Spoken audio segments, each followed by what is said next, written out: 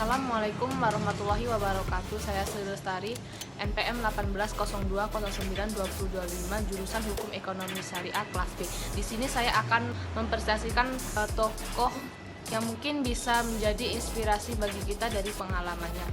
Tokoh tersebut ialah Nadiem Karim. Nadiem Karim ini lahir di Singapura pada tanggal 4 Juli 1984. Nah, untuk riwayat pendidikannya, Nadiem Karim diketahui mulai bersekolah di SD di Jakarta, kemudian ia lulus di SMA di Singapura. Dari Singapura itu ia kemudian melanjutkan pendidikannya di jurusan International Relations di Brown University, Amerika Serikat.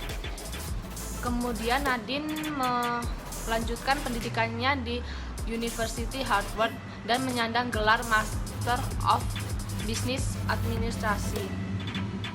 Untuk riwayat pekerjaannya, Nadiem pernah bekerja di perusahaan konsultan ternama di Jakarta dan menghabiskan masa selama 3 tahun bekerja di sana. Diketahui juga ia pernah bekerja sebagai CEO, founder, dan managing editor di Zalora Indonesia.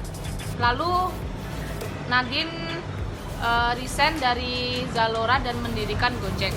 Berbekal banyak pengalaman selama bekerja, Nadiem Karim kemudian memberanikan diri untuk berhenti dan mendirikan perusahaan Gojek pada tahun 2011. Ide bisnis transportasi Gojek ini sendiri berasal dari pemikiran Nadiem itu sendiri ketika ia berdiskusi dengan tukang ojek langganannya.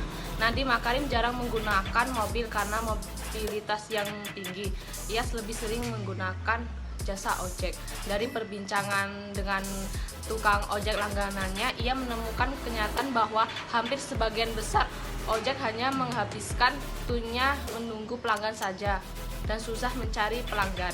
Di sisi lain, kemacetan Jakarta makin memperburuk, maka dibutuhkan sebuah layanan transportasi yang cepat serta pengiriman yang cepat untuk membantu warga Jakarta.